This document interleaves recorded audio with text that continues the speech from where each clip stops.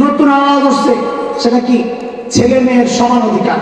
অথচ কোরআন আল কারীমের বক্তব্য লিযযাকারি মিসলু হাযযিল উনসায়াইন, সূরা নিসা আয়াত 11, আল্লাহ বলেছেন ছেলে যা পাবে মেয়ে পাবে বাবার সম্পদ, ছেলে যা পাবে মেয়ে পাবে তার অর্ধেক, মেয়ে যা পাবে ছেলে পাবে ডবল।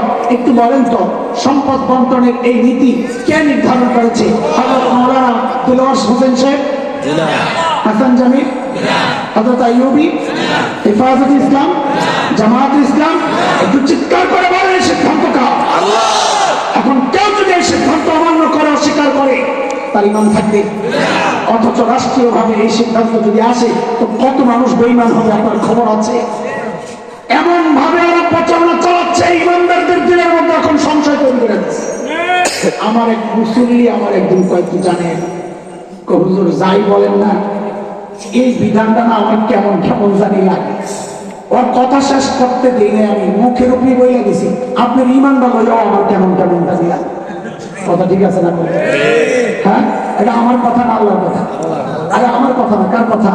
আল্লাহ বলেছেন ২২ নম্বর পারা সূরাতুল আহজাব ৩৬ নম্বর আয়াত, আল্লাহ বলেন ওয়া কানা লিল-মুমিনি ওয়া লা মুমিনাতিন ইযা কাদাল্লাহু ওয়া রাসূলুহু আমরা আন ইয়াকুনা লাহুমুল খিয়ারাতু মিন আমরিহিম। আল্লাহ রাসূলের কোন বিধান আসার পর ইমানদার কেমন কেমন লাগে বলবে না, বরং মেনে নেওয়ার নাম হচ্ছে ইসলাম। বলে মেনে নেওয়ার নাম কি? তারপরে আপনার ভিতরে একটু খুশখুশ থাকে, একটু দূর করি। ইসলাম দিয়েছে ন্যায্য অধিকার। বলে আমার সাথে ওরা কি চায়?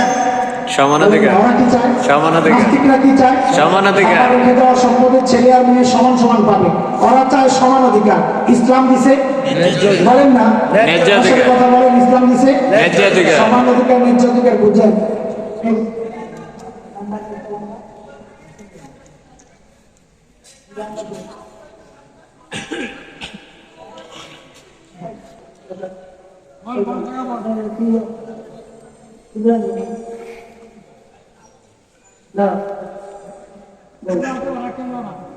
তুমি সবাই আসছে সামনে সামনে কাকে মাঝখানে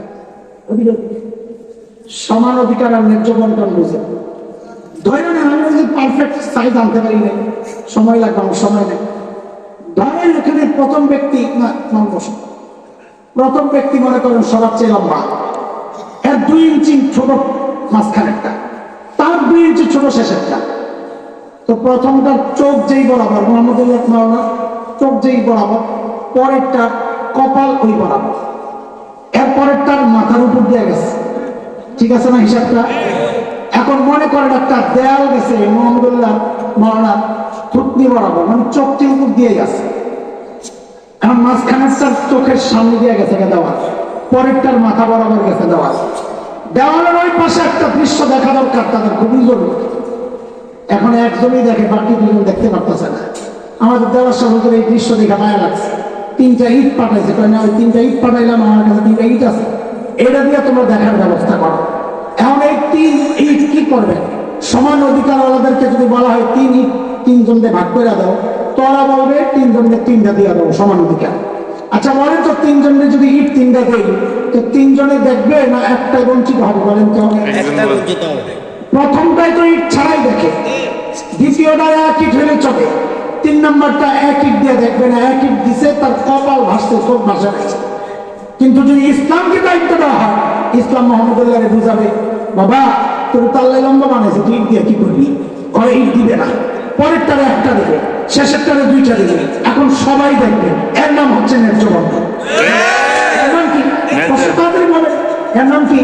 আচ্ছা আরো বুঝেন, ইসলাম ছেলেকে দিছে কত? 2।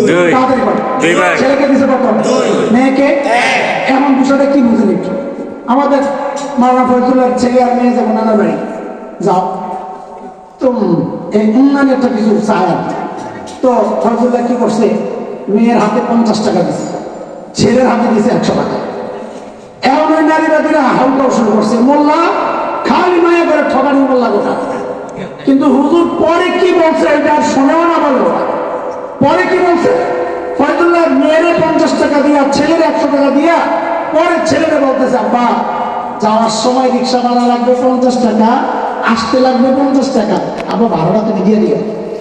আচ্ছা কত দেখি এখন মেয়ের ব্যালেন্স আছে কত, ছেলের ব্যালেন্স আছে কত? তা আসলে ঠকলো কে, ছেলে না মেয়ে? তাহলেই ঠকায় নাই ফজলুল্লাহ। মেয়েরে দিছে বাচ্চা বাইরে যাইতে পারবো না, পোলাই তো বাইরে কামাই পারবো, হ্যাঁ খরচ করলে আবার কামাই পারবো, অসুবিধা নাই। আরো বুঝেন, আজকে মাদ্রাসা মাহফিল হয়েছে, কিছু টাকা পয়সা হয়তো আসবে। মুফতি দেওয়ার সাহেব হুজুর মোহাম্মদুল্লাহ কালকে বাজারে পাঠাইবো, গরম গরম সাঁতার বাজারে। বোর্ডিং ম্যানেজারে ডাক দিছে, বোর্ডিং ম্যানেজার সাহেব কত লাগবে? কয় হুজুর 5000। মোহাম্মদুল্লাহ কই না কাকা 5000 টাকা বের করে দিছে, একটু আমাদের খালি বলে কি জন না বাজার করতে, কথাটাই বলেন না কি জন্যে, তাড়াতাড়ি করেন কি জন্যে, আবার বলেন দিছে কত, কি জন্যে বাজার করতে। মোহাম্মদুল্লাহ কুট্টি আছে একটা পিচ্ছি, তারপর আমি সাঁতার বাজার যান, ওই যাও মানে কিছু দাও। তো মোহাম্মদুল্লাহ পকেট থেকে কচকচে একটা 100 টাকার নোট বাইর করে দিছে, না আব্বা মজা খাই। কি খাই? হুজুরে দিছিল কত? ধরে কম কত, কি জন্যে বাজার করতে। পিচ্চিরে দিছে কত? 100। যেই পিচ্চির সামনে 100 টাকা পেশ করছে, পিচ্চি এমন এক কোচর মারছে, আরে কি হয়েছে বলবি তো, আমি 100 দেবো। কত লাগবে তো? আমার 5000 দেওয়া নাই। আরে 5000 কেন? তো হুজুরে দিছ।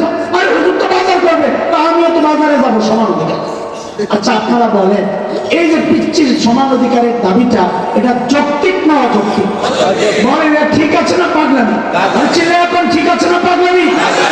এই পাগলামি ওরা সমান অধিকারের নামে আমাদেরকে গেলাতে চায়। কেমনি? এইবার আসলটা বুঝের উদাহরণ। আল্লাহ ছেলেরে ভাগ দিচ্ছেন কত? সবাই বলেন কত? মেয়েরে ভাগ দিচ্ছেন কত? আল্লাহ ছেলেরে ভাগ দিচ্ছেন 2, কিন্তু দায়িত্ব দিচ্ছেন কান্দে 4টা। কয়টা? 4টা।